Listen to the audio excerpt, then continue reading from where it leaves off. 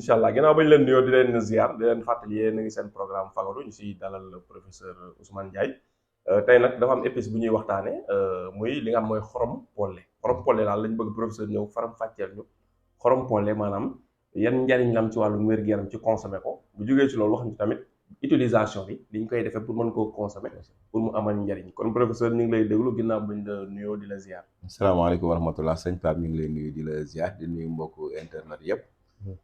comme ni nga ko waxee rek xorom polle la ñuy waxtaanee. nekk épice boo xamante ni wala garab boo xamante ni. wala doom boo xamante ni bëri na ay njëriñ lool.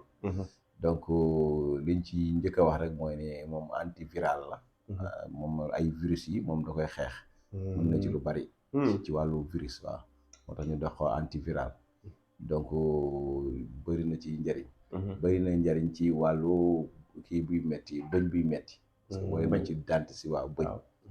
dentiste yu bëri moom dañuy def ci garab yi ñuy anesthésier. da ciy bokk. moo tax ñi nga xamante ne dañuy amee bëñ bi metti en général parfois dañ leen di wax ñu koy galaxndikoo. di ko lok di ko galaxndikoo di ko tuur. wala ñu koy defar di ci naan tamit. donc moom it bokk na ci li nga xamante ni ci wàllu saqat. wàllum saqat ak yu demee noonu. moom it baax na ci xorom polle.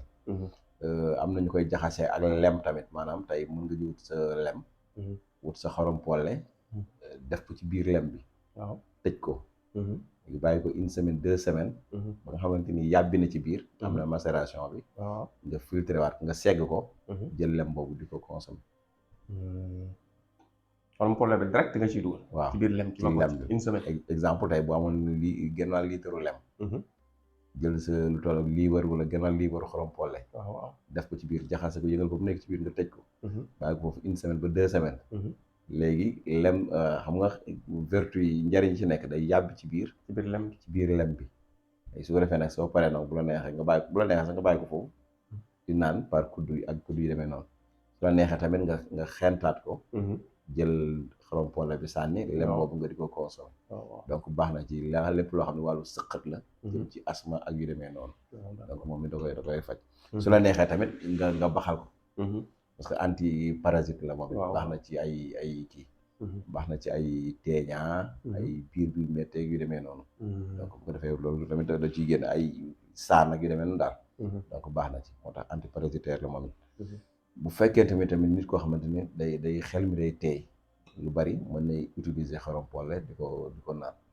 mais en général après dañ leen wax yenn dose bi ñu koy utiliser en général dinañ bu ñu fekkee. bu fekkee tamit ñi nga xamante ni dañuy wàccu lu bari.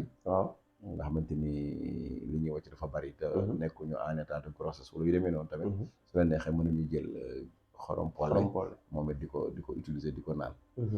bon gis nga tamit ataaya ji ñu waxtaanee Pape bu la neexee nga jël ataaya. sa def ci sa xorom polle. xorom polle aussi dafa baax ci lu bari. am na benn góor gu mu mës ni wax ni dara gënu ko ci siti tamit ndoxu siti. ndoxu siti waaw. donc waaw loolu am na ko ma ko mës a wax. ma ne xorom polle baax na ci siti. ay biir bi metti les douleurs ventrales moom it baax na ci trop. baax na ci lu baax. bu fekkente ni ci wàllu lakk-lakk. brûlure d'estomac wala ay reflux gastrique. moom it aussi boobu ku koy consommer aussi baax na ci bu baax. di ko jël. d'accord donc dafa bëri ba pare tamit noonu la baaxee ci wàllu karaw exemple. ci karaw maanaam tey bu fekkente ni nit ki dafa bëgg karaw ak yu demee noonu. donc mën na ci def huile de clou de girofle. mën na ko def huile. jël huile bi di ko diw ci kii bi. ci karaw gi. dafa gaaw ci maye karaw. wala nga jël ko baxal ko ci ndox noonu rek jël ko di ko raxasee karaw gi. day maye karaw moom it. waaw loolu gën a yomb huile bi. moo gën a yomb huile bi waaw. léegi bu ko defee moom it am na huile essentielle. huile essentielle bi sax doon naa ko am parfois. huile essentielle bi tamit baax na ci mooy li ñuy wax noonu. mooy lépp loo xamante ni mënoo jot ci doom bi. mën nga ko utiliser comme huile essentielle bi parce que huile essence bi daf fort. donc huile essence bi dafa fort à part toq rek ngay jël donc bu ko defee huile essentielle yooyu tamit dafa cher tamit ni ñu koy jaayee. mais ba bëri na njariñ moom xorom polle bi. donc bu ko defee yooyu yàlla Pape da koy faj. comme ni ñu ko waxee woon ci jamono léegi bëri na ci dentiste yi. nga xamante ni moom dañ koy utiliser seen cabinet yi.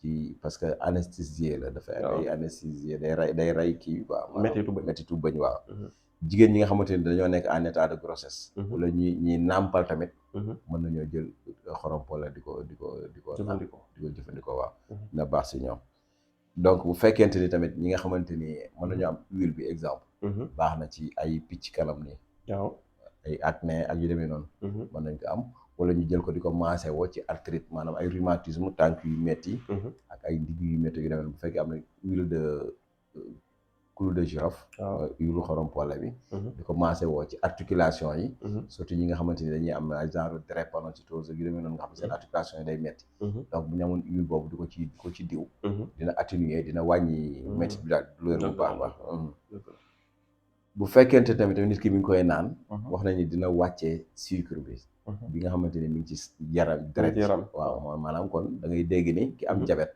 mën na ko utiliser di ko naan mën na wàccee suukaru diabète bi surtout nag suukar bi nga xamante ni mi ngi ci biir deret ci xam nga diabète boo gisee mu naqaree faj loolu dafa am ñoo suukar bi fu muy toll biir deret ja lay nekk bu mu segg génnee ko foofu nag dootul yombati ñi nga xamante ni dañuy am problème mu signe yi nàcc bu ñuy brosse waaw comme booy brosse signe yi nàcc yu demee noonu ñooñu bu ñu amee xorom polle tamit di ko jëfandikoo baax na si ñoom mbuuraan lay gën a lay nekk genre mbuuraan yow baax na si ñoom donc bu ko defee Pape xorom polle ni ñu koy utiliser mooy soit bu la neexee nga jël ci tuuti nga xam ne du dépasser 12 doom waaw bon donc 3 4 5 6 7 ba 12 daal bañ a dépasser 12 yi nga jël ko def ko infusion di ko naan infusion mooy tax ñu bëri ñu gis dañ koy togg waaw parce que kii bi dañ koy togg lu yàgg sax kay waaw boo ko toggee lu yàgg kii bi mooy dem d'accord vitamine yi ci soxla mooy dem waaw principe actif yi mooy dem maanaam moom ngay soxla c'est-à-dire xam nga li ci tane mooy li ma wax rek infusion bu ñu koy wax mooy soit nga jël garab bi defar ko raxas ko ba mu set teg ne baxal ndox mi ba mu bax sotti ci kawam du ub bàyyi noonu am sedd wala su fekkee da nga leen a bëgg a boole baxal ñoom ñaar soo leen boolee ñoom ñaar ci ndox teg ci gaz bi taal su baxee rek fayal bu ndox mi baxee rek nga fay waaw su mais doo ko fa togg waaw kay doo ko fa togg muy dem d'accord mais boo ko foofu toggee mu dem nag day dem ba à 100 degré naan l'eau bout à 100 degré donc day mujj rey ferñeent yi ci nekkoon yëpp. waaw boo ko maintenir ci 100 degré pendant 10 minutes wala 20 minutes. waaw voilà amatul njariñ. te jigéen ñi sax dañoo te xëdd dañ ko fay fàtte. te ñu dem ci seen néeg. gaz bi ñëw vidé. gaz bi jeex moom gaaw nañ ci. waaw ñoo koy vidé mi ngi noonu. man fàtte woon naa ne teg naa fekk baax na ba ñeer. ñeer kay ñëw doon ci ndox. waaw donc bu defee noonu lay demee. su ko defee du fajaate daal. waaw li gën a garaaw mooy loolu mooy bu ko defee yaa ngi koy topp di naan. dégg baax na nga naan ba sonn doo ci jëriñu la dara nga defee ne ay wax la. waaw fekk ni nga ko defaree moo baaxoon voilà loolu rek mooy problème bi. donc bu ko defee nag muy garab bu bëri njëriñ Pape ci wàllu économie ci wàllu lépp ci wàllu faj. léegi buñ koy présenté tey man su ma ko jël fukki lu mu tudd sax xorom poole ak ñaar. ma raxas ko ba mu set def ko ci benn verre wala bocal daal. foo ko mën def baxal sama ndox ba mu bax. léegi fukk ak ñaar yooyu quantité ndox bi ci war a dem nan la war a toll. mën nga jël kii rek mu tuddati comment dirais-je verre bu mag bi. verre bi ñu ndékkee rek benn verre. waaw baax na ci genn wàll litre à peu près. waaw à peu près. loolu à peu près genn wàll litre la. genn wàll litre ndox. bu bax waaw nga ciy def. nga bàyyi ko ba mu sedd. voilà nga xëy na jeexee nga defaraat. d'accord alors pour nit ñi xam exact ni ñu ko mën defee rek léegi am na ñoo xam boo joxul détails yooyu après waaw dañ ko laajal man duñ ko bëgg a defal seen à peu près seen bopp daal dañuy bëgg nga wax leen exact ni ñu koy defee dose yeeg quantité yeeg yooyu voilà loolu c'est important mais nag xam naa ni loolu moom sax jotewul ak lenn parce que am na ci benn tur yàlla boo xam tamit boo koy liggéey xorom poole ngay sax moom ngay sax di ko ko wér waaw waaw d'accord mais loolu moom dafa. boobu pour lan la bu dee pour xaalis la mën nga xam ne gars yi moom ne xaalis rek pour xaalis lañ bëgg boobu moom du joxe xaalis. boobu moom kii lay joxe. lu yéeg la ak yu yéeg la yu demee noonu. gars yu bëri bu ñu yéeg de. xaalis lañ bëgg de. non boobu est-ce que gënul xaalis. bokk xaalis yéegaale ko. gars yi luy laaj xaalis lañu. non da nga ñu professeur. yii xaalis kay bu wàccoon bu ne yàlla ma yónni bu ne dama ne gars yi déglu ko. ñu ko wàcce. waaw xaalis de macha allah.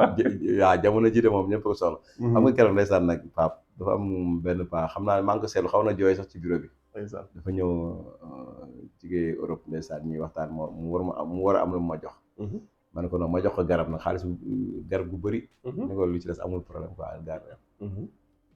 mais xam naa xol bi tooy nag. mun na yow Ndiaye en tant que jeune comme que yaa bëggul xaalis. kon ñun nu ñu war a def. man ko non c'est que bëgg naa xaalis sax. bëgg nga xaalis da nga koo def te yàlla tax rek. da nga ko def te yàlla tax rek. voilà. man non yow jeune nga xale nga da nga war a bëgg xaalis da nga war a business. man ko non mais affaire demeewul noonu ñu ngi yàlla ñu yàlla suturaal rek lu ñu am lu ñu jox suñu njaboot loolu rek a ci am solo. affaire daf ko touché nag. ma ne ko non amul solo parce que xaalis tamit lu mu neex mais na nga ko jaaril ca jaaru sell daal. xaalis dafa sax si xol. xam nga dafa am benn xista bu ñuy wax ni dafa am benn waa nitu yàlla. dafa dem bay waaj a dee fi muy sukuraatee. waaw muy waxtu naan aka neexoon mu bees. aka neexoon mu mat. di wax yooyu quoi. di waaye li ngay wax nii lan la. ni yàlla da ko won maanaam fay gi mu koy fay. ci benn waaye bu mu doon dimbali joxoon ko liibaru mburu waaju xiifoon. mu daggaloon ko liibaru mburu.